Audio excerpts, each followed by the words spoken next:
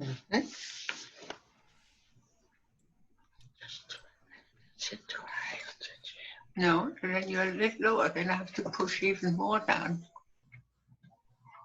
Bear with us for a moment as we let everyone into the event from the waiting room. It just takes another minute or so. Comfortable.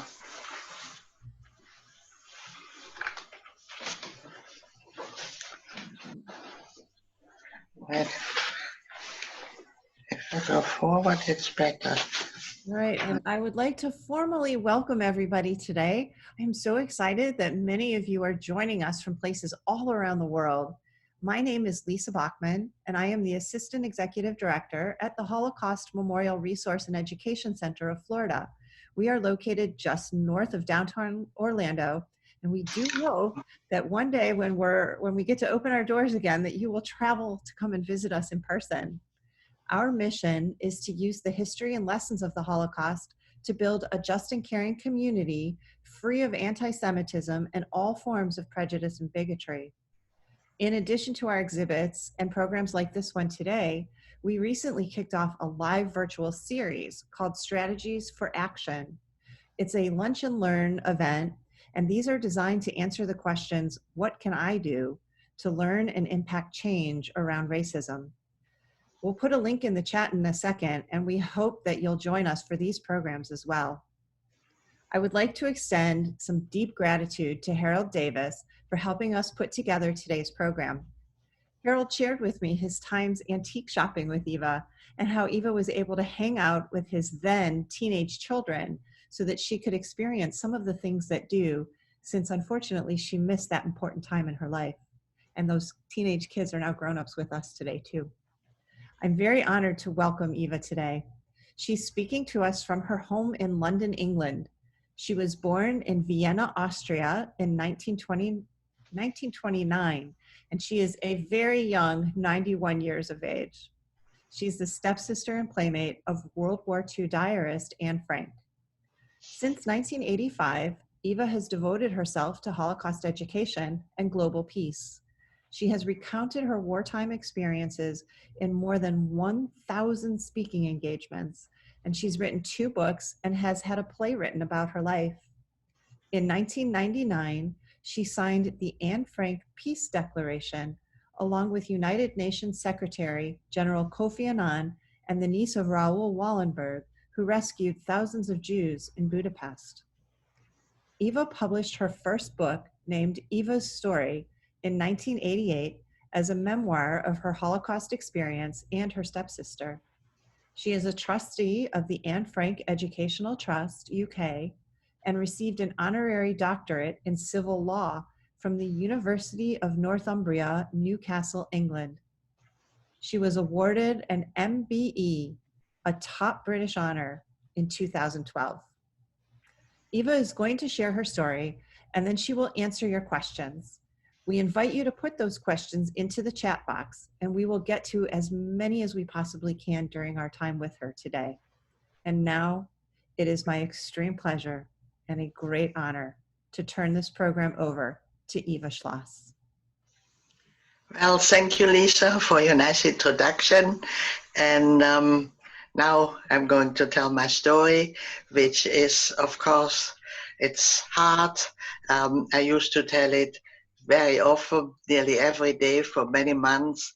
This now I'm a bit out of practice. I haven't had the chance now to do this, but it is an important story. And thinking back on the time which we are having now here, to compare it, because very often people ask me, is it a bit similar when you were in hiding? I said, well, yes, in a way we couldn't go out, but you can't compare it, because really our life was in danger. I know now if you go out you might get the virus, but the chances are quite small.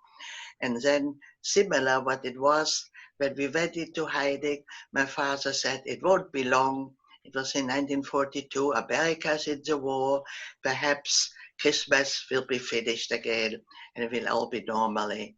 But of course it lasted we were over 2 years in hiding. So I hope this epidemic won't last that long. As you have heard, I was born in Vienna in a large family, Jewish family, not very religious, but what was important is that everybody in Austria and Germany, you had to have religious education in school. So in my class, when I was 6, 7 years old, there were about 7 Jewish children in the class.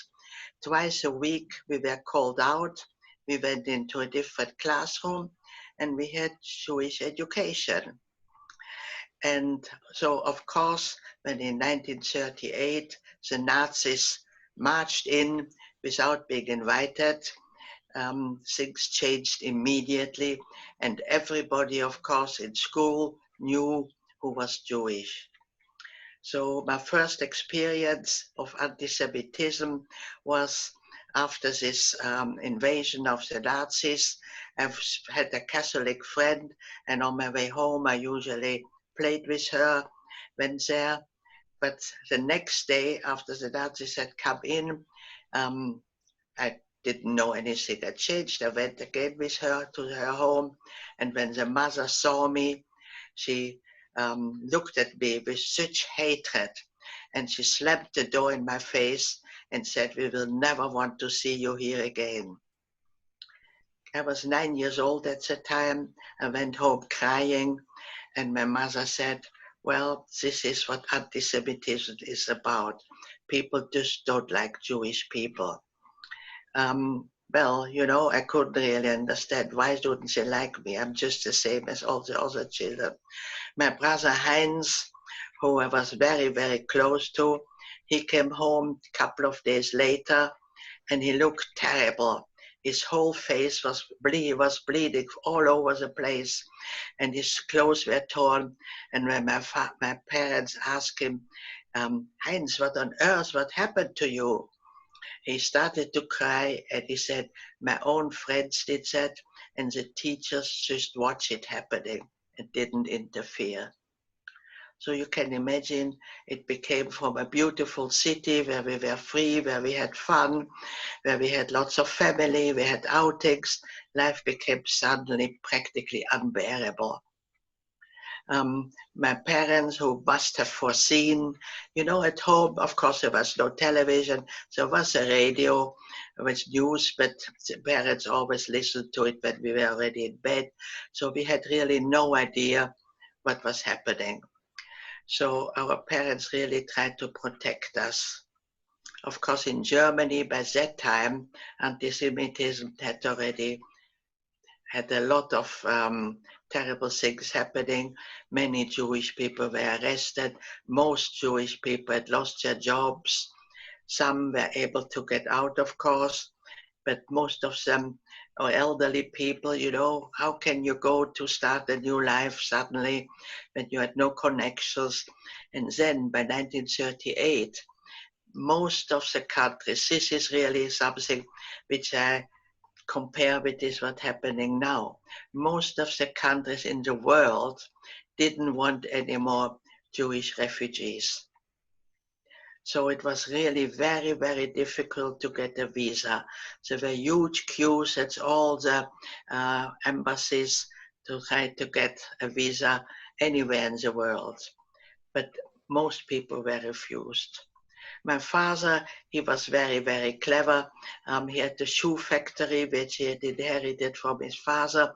He had business with Holland. And a couple of days after the Nazis had invaded, he escaped and saying he's going to organize things that we can follow as well, not knowing, of course, that it would become practically impossible. So we lived in fear several months, and then eventually we heard that we could get illegally through Belgium out of the country, which we did. And so we settled down in Belgium. My father was still in Holland. We were separated. We were not able to take anything with us, just a little bag with a few clothes. So we lived in a little boarding house. My mother didn't have her own household. We had to share meals with other people. We had 2 little rooms, one for my mother and my father came weekend, and one for my brother and me. So, and of course I didn't know any French. And the children looked at me because I was put at the end of the class as if I'd come from the moon. They could, you know, at that time people didn't travel so much. Foreigners were not known really, and people who didn't know the language of their country, that was all unknown, you know. So I lost all my confidence. I was a very happy, open child, but I've lost all my confidence. I became shy, withdrawn, and very, very unhappy. But you know, children adjust and eventually I learned the language. But in the meantime, Hitler had carried on. He went into Czechoslovakia and into Poland, and the Second World War started. And my father had tried desperately every time to try to get a visa for us to come to Amsterdam, to Holland. And eventually in 1940 February, during the war, my father got a visa for us to visit him for 3 months. So my father hired a furnished apartment on a modern square in Amsterdam, the Merwedeplein. If ever you go to Amsterdam, go and look at it. It's very interesting. There's a statue of Anne there, actually. And we had a small modern apartment furnished, and there was a grand piano there. And my brother, he was 30 years old at the time. He was very, very musical. He was very happy. He could play piano again. He was composing, and we were together as a family. I went, of course, to a Dutch school, which was difficult again. And in apartments, of course, you had no gardens, yards for children to play. So after school, there were lots of children in this area, all came to play on this big open square. And one day a little girl came to me, said, I heard you are new here. Where do you come from? I said, from Vienna. By that time I could speak a little bit of Dutch. And she said, oh, I come from Germany as well. And she took me up to her apartment to meet her father, who could speak German to me. So that is how we became friends. And so we were exactly the same age. Anne was just 1 month younger than me. And she went so actually to a Montessori school. I was in the local ordinary school, so we would be in the same class, but we didn't go to the same school. So she was very, very sure of herself. She always wanted a group of kids around her to tell stories. And I looked up at her because I was still very shy.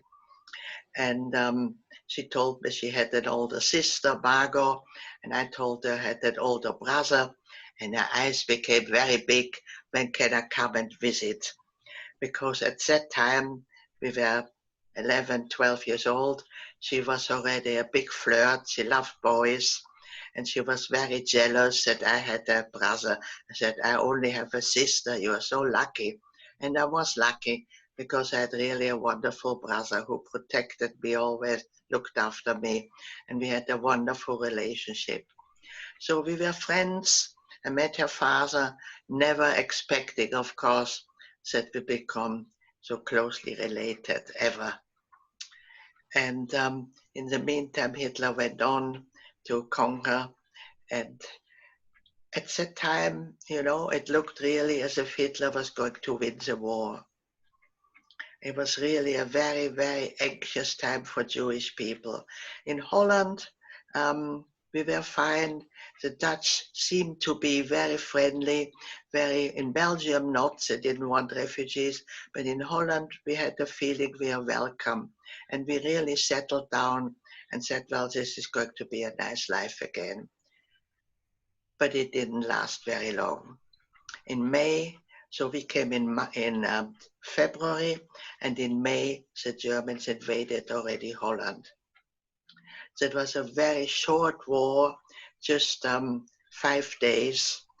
That was the first time that a civilian city had been bombed, Rotterdam, with 10,000 casualties. And the Germans said, if you're not going to capitulate, we are going to bomb all your cities. Well, of course, the government couldn't accept that, and a peace treaty was made. Then the Nazis, the Germans, went into Belgium and France, which within months capitulated as well. So it looked really, really very bad for Jewish people. Of course, the Dutch said, don't worry, we are going to protect you. But that wasn't possible. So the first few months, nothing really happened, but then the measures against Jewish people started to appear in newspapers, on the radio, in posters. And at first, it was a nuisance, but it wasn't life-threatening. Like we were not allowed on trams, not on trains, not in cinemas. We were not allowed to go out after, there was a curfew after 8 o'clock and not before 7 o'clock in the morning. And so each time it became a little bit more difficult. There were ration cards, then we had to wear the yellow star. That became already more dangerous because many, especially young men and older men, but men, disappeared. They were picked up from the street and disappeared and were never heard anymore from them. So you can imagine it became very scary to go out, to go to school, to do anything. And then we had to leave to our schools and go to Jewish schools. You will say, well, nothing wrong with it. Now we choose to send our children to Jewish schools because they're very good. But what it meant that the Nazis came there with trucks, told several classrooms to go on the truck, and the children were taken away. And the parents waited in the evening for the children to come home, and they didn't turn up. So they went to the local police to ask, where are the children? Didn't know. They went even to the Nazis, to the Gestapo to ask. They didn't let them in even. And those children, young people, from the age of 15, 16, 17, were never ever seen again because they were not sent to Germany, they were sent to Mauthausen. I think you've probably heard of that. It was a terrible Austrian death camp where there were cliffs and they were just thrown down from the cliffs. So you can imagine, and that Heinz got this call-up notice and Anne's sister Margot. And of course, at that time, both families disappeared. We went into hiding. Well, I was just 13 years old in 1942, and my father, Heinz, got this call-up notice to be deported to Germany to work in German factories. Well, many Jewish parents thought, well, in Germany already they cleared all the non-Jewish people anymore, and in Austria, why should they invite Jewish people again to come to Germany? So my father called us together and said, Heinz, you are not going, we are going to go into hiding. And I questioned, I said, what do you mean hiding? Adults don't go in hiding, I don't hide, I only knew the game hide and seek. So my father explained, I found some wonderful people who offer their home for us to stay safe. But I couldn't find the apartment in Holland, are quite small. I couldn't find a family who was taking in 4 people. There's just not the room, so we have to split up. I will go with mother and Heinz will go with him. And I started to cry. I was very, very attached to my menfolk. And my father explained, if we're in 2 different places, the chance that 2 of us will survive is bigger. Survive. That was the first time that I really realized It is a matter of life and death. And when you're 13, that is pretty scary. So this is what happened. We went into hiding at the same time, which we didn't know, and we didn't tell anybody. The Frank family disappeared as well and went into their secret annex. They had the office of Otto Frank where they could stay, and then later 8 people were hiding there. So we separated and we went to this address which we had been given. And we were in hiding for 2 years in many different places because the Germans knew about from the 10,000 people that called up, only a small number had come. So where is the rest of them? So they wanted to find them. So they made house searches. So in every hiding place where we were, we had a hiding place within the hiding place. When the Nazis came to search, we quickly went into the hiding place and hoping they wouldn't find us. And you can imagine the people who were hiding us when this happens very often. They are nervous, they are scared, because if they would find us, they would be taken away, not to death camps, but to camps, and many, many people did perish that was called resistance. There was in every occupied country was a big movement, the resistance. They did all kinds of things to boycott the Nazis. They shot particularly bad Nazis. They blew up trains. They were in touch with the Allies. They had radios. They helped all kinds of people. And so there was as well a big Nazi party as well.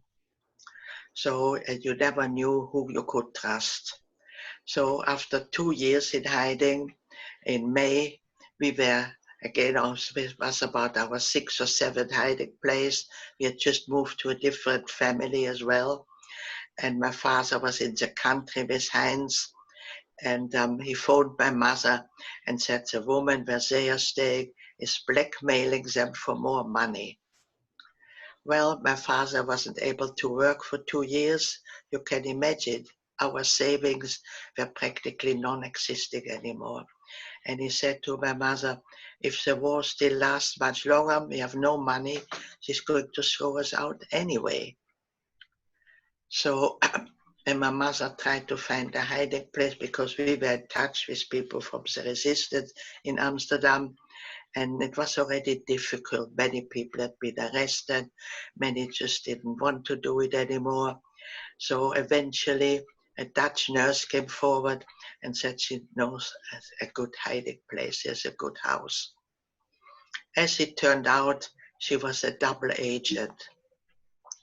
She really worked for the Nazis, but pretended she worked for the resistance. So, and my father and brother escaped from this house where the woman was blackmailing them at night, went to this new place, and it was very near where we were staying. Excuse me.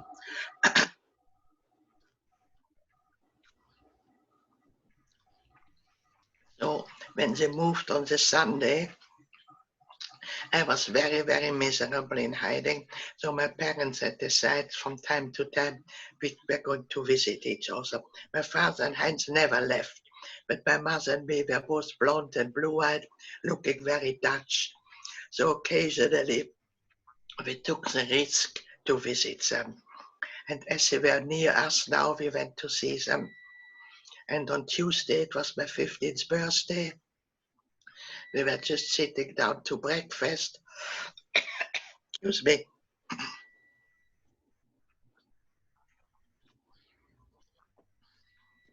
There was a knock on the door. Daytime was safe, and the Nazis stormed in.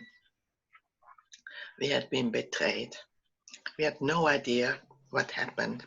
We were taken to the headquarters. We were beaten up, interrogated, and we thought it was just my mother and me. But it turned out my father and brother was there as well. So this nurse had a Nazi friend come in and took my father and brother. And when we visited, they followed us, so they knew where we were. And so all 4 of us were arrested. You can imagine I was in shock because we knew what might happen, to be sent to a death camp. It was not a secret. You know, the BBC, the British Broadcast Corporation, sent broadcast out how the war was going, but as well they mentioned always the 300 death camps in Germany and Poland, where in many of them Jewish people were systematically being gassed. So it was no secret to nobody. And we knew as well. So we were taken to a holding camp, and within 3 days we were already put on transport to the east. Holland is the most western country, so it had to be the east, which means or Germany or Poland. You can imagine how we felt. You know about the transportation. I call it cattle trucks or goods train. It's like a container with practically no air. 80 people were pushed into it. There were 2 buckets, one for drinking water, the other one for toilets. Once a day, they threw big chunk of bread in, like for wild animals you would feed. But in this, my father apologized for he can't look after us anymore, we'll be on our own. He gave us all kind of tips what we should do, how we should behave. Later, when all this was really quite impossible, I kind of had to smile to myself. What did my father think was going to happen? Anyway, my brother, I told you he was a musician, but of course in hiding, he couldn't play any music, he had to be very quiet. And he started to paint, and he created some amazing, beautiful oil paintings. And he told me that, and he told me before they escaped from this woman, he hid the paintings under the floorboard with a note on it. This belongs to Heinz and Eva Geiringer, and after the war, he's going to pick it up again. And he told me that this was more or less the last conversation I had with my brother. So eventually this terrible journey came to an end, and the train stopped. It was a beautiful May day, and we heard dogs barking and shouting, and they opened the doors, and we saw we were in Auschwitz. So at that time, we really thought our last day on earth had come. I had just turned 15, and my brother was not quite 18. My mother was 40, my father was 43, and we thought this is going to be a proper death sentence. So the first thing was separation, men and women to different camps. Some of you, I'm sure, have been to Auschwitz, visited this. That was an enormous area with many, many camps. Auschwitz was the name of the men camp, Birkenau, the name of the women's camp. So the men had to go to Auschwitz and we were in Birkenau. And then the next thing was we were herded like cattle into a big, big barrack and had to undress completely naked. Can you imagine? And the young SS men were walking around, poking their guns at our embarrassment. And we were all tattooed. We were told, you're not a human being with a name. If ever we want you, we'll just call you out by your number. And all our hair was shaved. And while this was happening, oh, I forgot actually, when the men left, then there was a selection, Mengele. You've heard of Dr. Mengele, a proper medical doctor, but he wasn't there to cure people or help them. He was there to decide who is going to live and who is going to die. So the first selection took place outside near the train, and we lost about half our Dutch transport. There were only 6 children were entered the camp, children, I was a child, 15 years old. But of course, I didn't look like a 15-year-old because, and this is, I want to tell you about a few miracles, otherwise I don't think I would be sitting here. I had just a summer dress and it was warm, but my mother gave me her hat and coat. And through this, and the hat had quite a big rim, and through this, when Mengele looked at me, just a fraction of a second, he didn't realize how young I was. So I passed this first selection. But all babies, toddlers, even 16, 17-year-old girls, when they were small, went on the wrong side. And of course, older people could be 40, could be 50, and older, of course, all went to the wrong side. At that, they didn't say what it meant. But when we were in this big hall, naked, this SS young man told us with much pleasure, and this is what I resent the most, that was not necessary. We assumed we knew what was happening, but we never knew really. And he told us, those family you've been separated with, if you go outside, you can already smell the smoke because they went to have a shower and then they laughed and pushed each other, but it wasn't a shower, it was gas. And within 10 minutes, everybody fell to the ground and was dead. So can you imagine a mother who had just been separated from her baby or her young child, started to cry and to scream. And then we were told, and now you go and having a shower. Of course, we didn't want to go. We thought that's a trick. But we did go out still naked. And there were two huge heaps, one with shoes, which we got two thrown, never, of course, a pair, and the other one with clothes, and we were thrown one thing. Could have been a winter coat or a night dress. Then we were herded in our barracks, bunks, 3 high, like cages, just wood, nothing in it, no bedding, no straw, no pillow, nothing whatsoever, no blankets. And they told us this is where you will live as long as you live, which won't be long anyway. In the morning, we had to stand for 2 hours in front of our barrack and the whole camp was counted.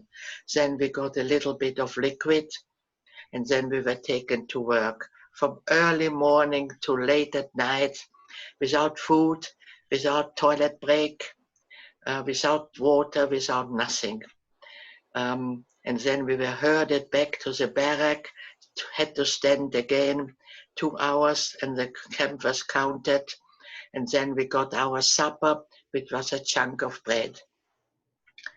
We never got anything in daytime besides a drink in the morning. So some people wanted to keep half of it for the next day and eat half in the evening. But you had nowhere to keep anything. The only place is where you could put your head on when you slept. But not in the beginning, but a bit later. People were so hungry that when you slept, the people who slept next to you started to eat away the bread from it fell off or under your head, and they just took it and ate it up. So then many, many illnesses, typhus, cholera, dysentery, and of course starvation. Many, many people died. Every time less people were in our bunks, people had died in the morning. And you know, that was friends died, people you slept one day, the next morning she didn't wake up. So then the first miracle I told you about. The second miracle was that we came across a cousin of my mother from Prague who worked for Dr. Mengele. It's a longer story, but it's an important story, so I'll make it very short. She worked for Mengele because her husband was a doctor and he worked for the Nazis, so he got her a better job working in the hospital. And we just ran into her, which was amazing. And after a few months, when we went once a week, we had a shower and we were deloused. We were full of lice. And when we came out of the shower, there was a selection taking place. And by that time, perhaps it was October, my mother had become very, very thin. And so I passed naked in front of Mengele, and he let me pass, and my mother walked behind me, and he took her out with about 40 other women from our Dutch transport. And those naked women walked out to be killed. I still tried to run to her to say goodbye, but I was beaten from a couple and separated. So not even goodbye I could say. You can imagine that was for me the worst moment in the camp. It became winter. It was very, very, very cold. I worked inside to make plaids. I had frostbite. I lost my shoes in the snow, so I walked barefoot. I had big open toes, and I was all on my own. And lot of Dutch people had disappeared, and I thought I don't think I can make it. And I was working, and I was called out. The couple said, "Somebody wants you outside." So I said, "Oh, now that's the end." And I go out, and there stood my father with an SS man. Unbelievable. It had never happened that a man came to the women's camp, and that he was able to find me, how he knew where I was. A miracle again. I can't say anything else. And of course, he asked me where Mutti was, my mom, and I told him that she had been gassed. Well, I saw my father collapsing in front of my eyes. And then he recovered, and we both cried, and he said, "Hans is okay, the war will soon finish and we'll be together again." So he tried to hold on, it can't last much longer. And so he came still twice more, and then I never saw him anymore. And by that time, the Russians were approaching, and the Germans evacuated the camp. Every day, many, many barracks were emptied. There were not many inmates left, really. Somehow, I was still there. And the great, there was A, B, C camp, which used to be always closed, but many Nazis, many guards left as well. There was no discipline anymore. Sometimes there was no work, and people could go from one camp to the other camp. And people who had known Dutch people came from one part of the camp to where I was. And they came to run to me and kiss me. And they said, Eva, we've seen your mother. And I said, no, that can't be. She has been selected. She's not. Yeah, definitely. She is alive. We've seen her. So I couldn't believe it, but they kept on saying, try to get to this part of the camp. They told me where it was. And as I say, it was not strict anymore. You could, not immediately, but after a few days, I was able to get out and go to this part of the camp. And indeed, I found my mother. Can you imagine the joy, the pleasure? We were both in shock how we looked. I had at that time a very heavy coat with nothing underneath. And my mother said, "Oh, you look well, And she opened the coat and there was practically a skeleton underneath. And she too looked terrible. But we were together, we were alive. We stayed together, and then in the night the Germans called always out of the barracks, we are marching, we are going to evacuate the camp, because the Russians were obviously near, we didn't know anything. And so every day more and more people disappeared. And another night they told us when they are going to leave, they're going to lock up everything and burn the whole camp down, not to leave any signs behind. So everybody wanted to leave. My mother and me too. We were very, very weak. We probably wouldn't have made it more than one day. But nevertheless, we thought we don't want to be burned alive. So we went outside, and then there was an air raid because the Russians were flying over the camp. And we went inside again. They didn't want to march with an air raid. And that went the whole night, 3-4 times. They called out, and we're going and not going. So, and my mother, and we, especially my mother, she was so weak. She said, I can't go out anymore. They probably won't go anyway. So we fell asleep. We were exhausted. And we woke up in the morning, and the camp was deserted. Only about 500 people, didn't count them, but roughly 500 people were left behind. All the rest had gone. And so we were on our own. Many people still died. We had no way of burying them. I was still one of the stronger with a Polish woman. We had to take out the bodies and heap them up there. And, the snow, we couldn't do anything. And we tried to close the eyelids, but they were frozen. Even that we couldn't do. And then suddenly the Russians appeared, and we were liberated. But of course, we were not free, because what should we do? Where should we go? So they left again to fight, and then I decided I would go to the men's camp, Auschwitz, to try to find my father and brother. And I did that, and it's not so far, about 3 miles, but it took me a whole night because they were shooting, they were fighting in this area. So I went in the night. Eventually I found it, and the Russians had made sort of a headquarters there, and was allowed to, nobody took any notice. And I looked around everywhere.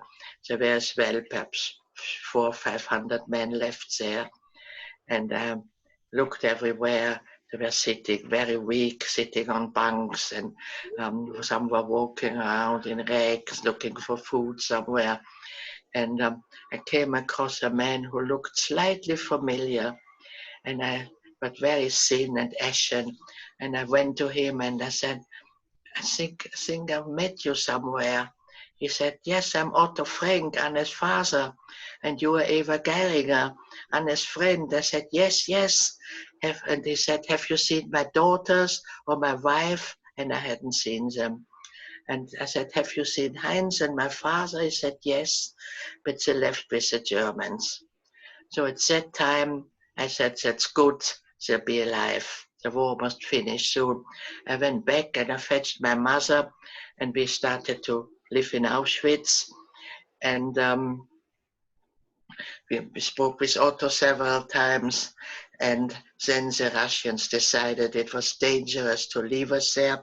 They would take us eastwards. And we traveled eastward with the Russians from February till May, till we ended up in Odessa. It's interesting to look it up on a map.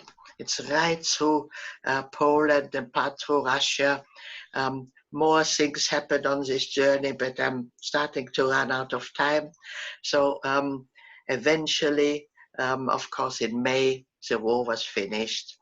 And but we still had no idea about our family, and we had no idea how will we ever be able to get back to the West. And eventually, troop transport ship came to transport us to the West. So that was a long journey again. And eventually we ended in Marseille, and again a long journey up to Holland. And when we got to Amsterdam, till now we had not done anything for ourselves. We had no money, we had no clothes, nothing. So we were just dropped at the station, and we were on our own.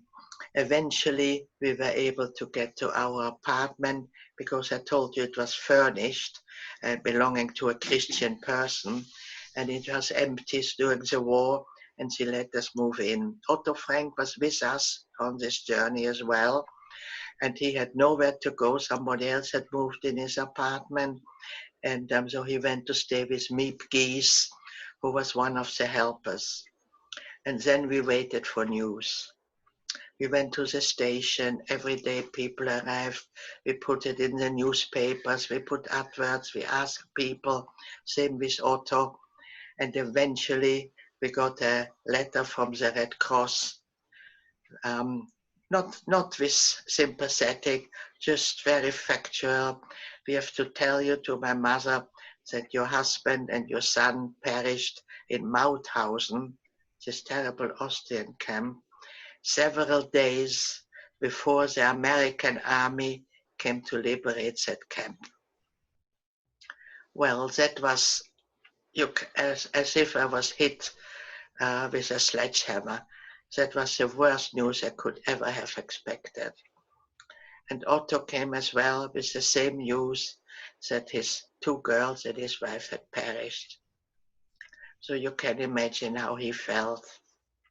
But then he got the diary, and that really helped him to carry on.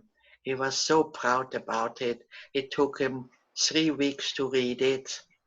And he came to us and showed it to us and read it to us partly. And then I remembered, I said to my mother, what about Hans's paintings? We have to go and find them, which we did. So this was the inheritance which I got from my brother, and Otto had his diary. But I was more depressed after the war than I was in the camp, because in the camp I had to use all my strength to survive. But to make a new life without my family was for me unthinkable. So I became very, very depressed. And it was Otto who had lost everything. He came to us very often and said to me, you know, you are young, you have a whole life in front of you. Life can offer you so much. You mustn't be depressed. But I was so full of hatred. And I said, but you hate the German. How can you carry on? And he said, I don't hate the Germans. And he was very proud that he was a German. That again, something I couldn't understand. He said, I lived my whole life there. My family has been in Germany for generations. I love their music. I love their literature. I love their language. That's my people. I can't hate them. This was, of course, terrible. But every country has done terrible things. And we have to get over this and accept it. And so it was very, very difficult for me. But eventually, of course, I got over it. Never, of course, completely over it. And never spoke to anybody about my experience. I got married in England, got 3 kids, 5 grandchildren, but I never told them really what has happened to me. Till I was forced to write, to speak somewhere in 1986. And then I wrote my books, and that's when I started to be myself again. So it took over 40 years to get over this. So that is in a nutshell. There's many, many more things, of course, from after and from the camp and all kinds of things. But as you've heard, I've written 3 books. Eva Story is my first book, which is a nice American edition. You can order it on Amazon, and you will hear lots of mysterious things, how my mother was saved and so on. So we have a little bit time of question. You know, you wanted to give me 25 minutes to talk. You realize that is impossible. Even usually I speak an hour or even longer, but I know we are time limited. So thank you very much. I'm looking forward to get some questions. Thank you, Eva. I don't really think that I can express the gratitude that I know I have and that our team, and I've been watching all of the comments scroll on the chat. The mere words just cannot express how thankful we are that you have shared your story. I would like to share some of the questions. The first is from Michelle. She wants to know how you found the resolve to keep living. What did you do to keep on living? How did you find the strength to in keep Auschwitz? on living? No, afterwards. Afterwards. Well, I must say Otto Frank helped me a lot. He came very often to our house and cheered me up, told me, and I was always thinking, this man who has really nobody. I still had my mother. Very often I sat on my mother's lap and cried, and my mother said, well, we have each other. And that, of course, did help. I think if I would have survived on my own, which could have happened, I don't know how I've made it. But you know, life is something very precious. We only have one life on earth. You don't want to give this up so easily. That's a wonderful and amazing advice. We have a question, and I have to say, I am not often rendered speechless, and I'm trying myself to keep going to ask you some of these questions because I'm so moved today. We have a person who joined us on Facebook and would like to know what advice you have about teaching the Holocaust.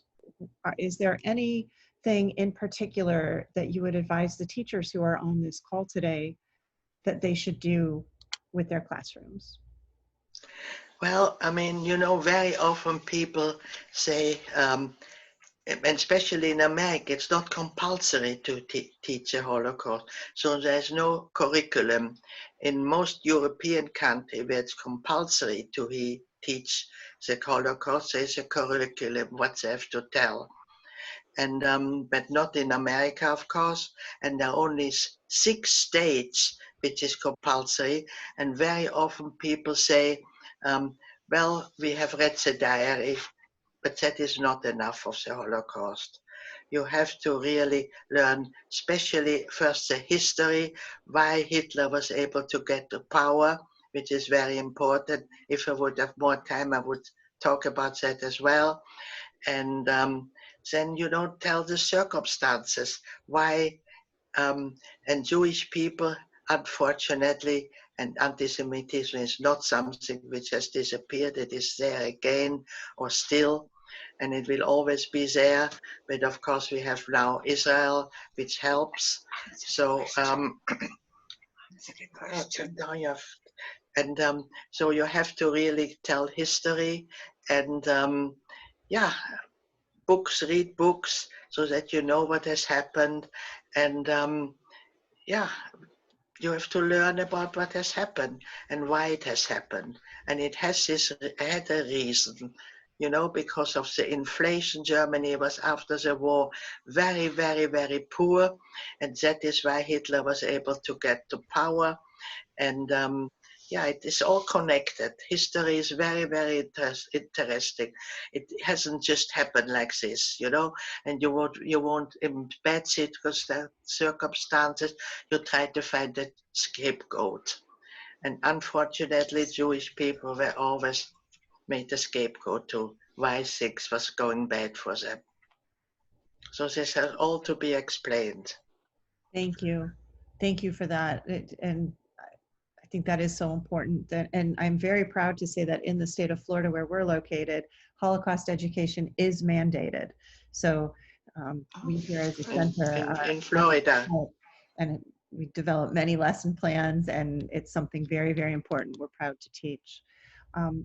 We have a couple more questions. Elizabeth would like to know if you have been back to Auschwitz since you left, and if so, what was that experience like? well, I had no intention ever to go back to this place, as you can imagine.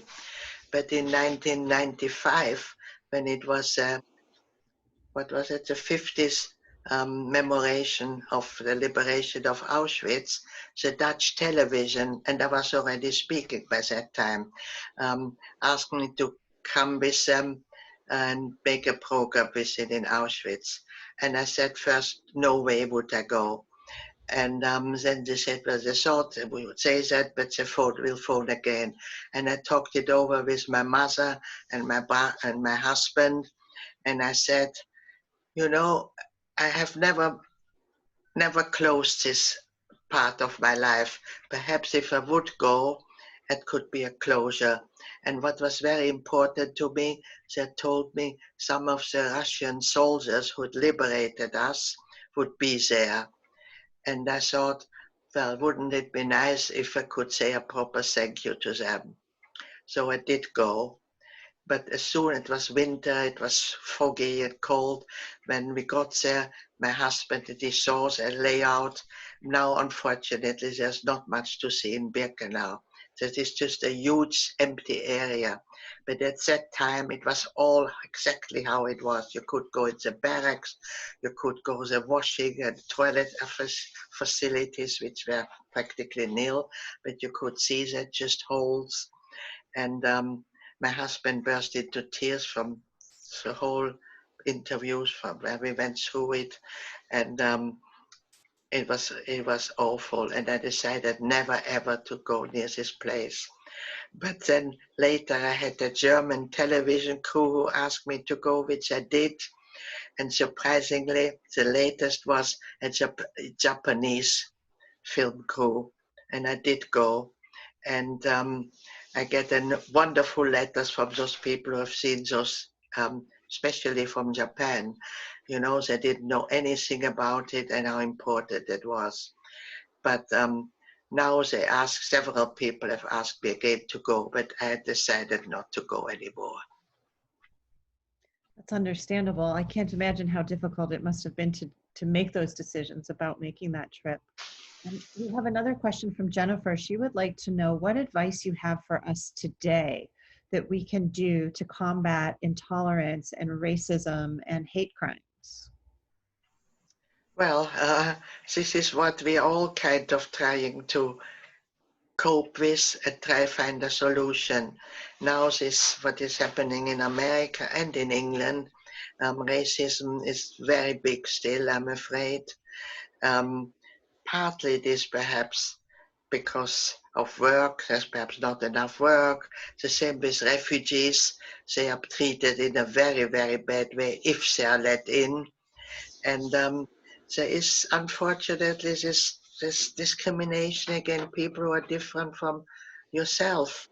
And I think we have um, to learn, especially religious difference. Many hate things are from religion point of view. I grew up in Holland.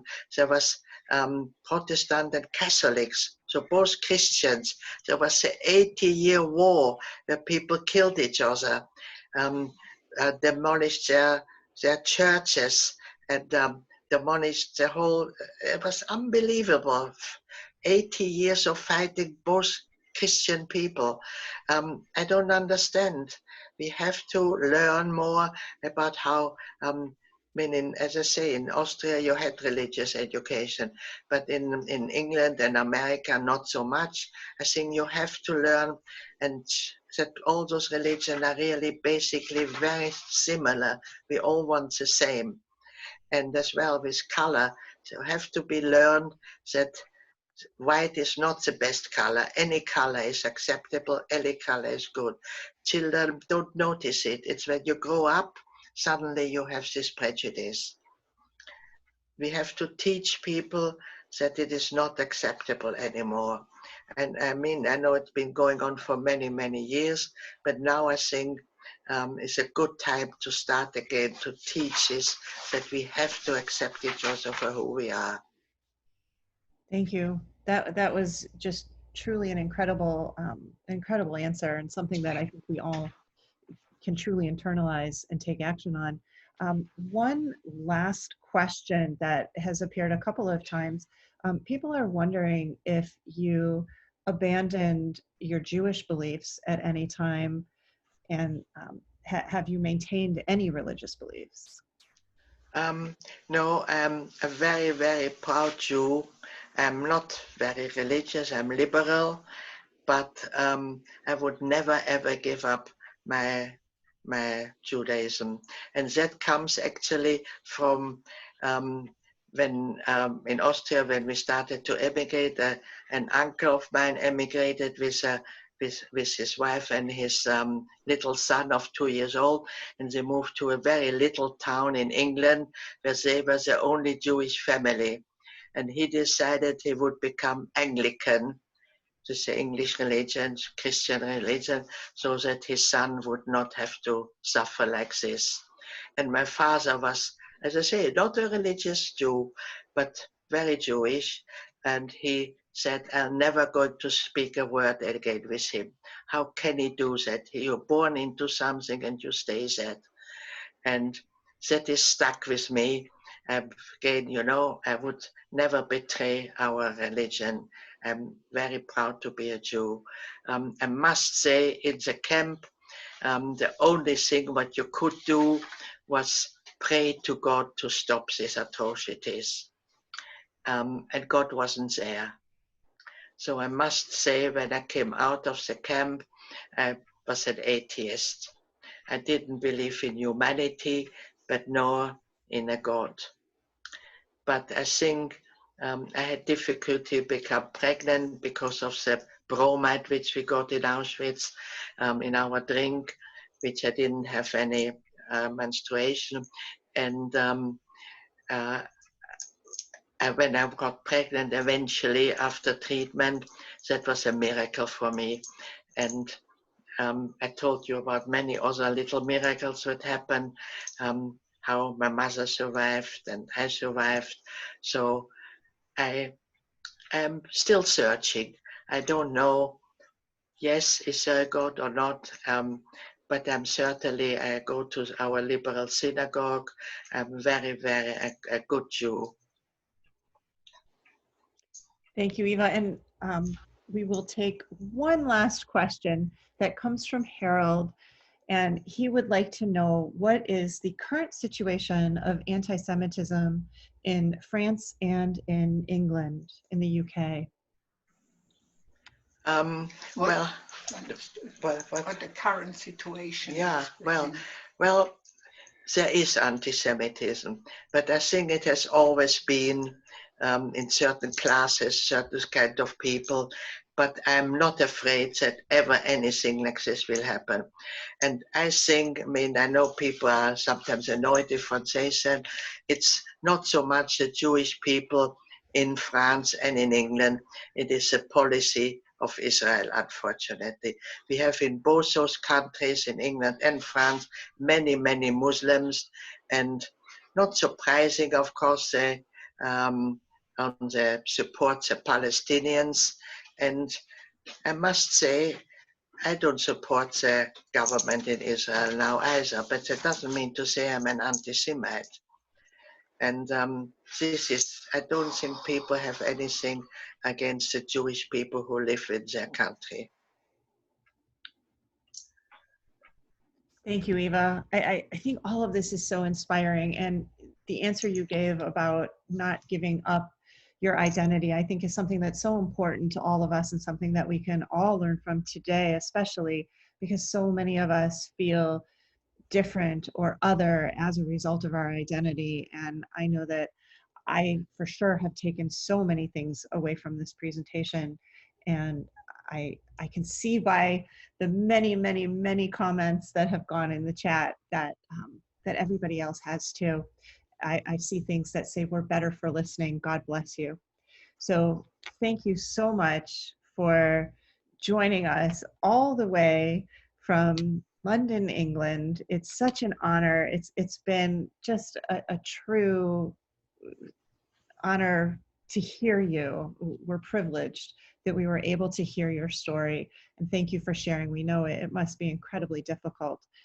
And to everybody who has joined us from all around the world, we would like to thank you for being here today. And these programs are made possible by all of our supporters and many, many, many generous donors.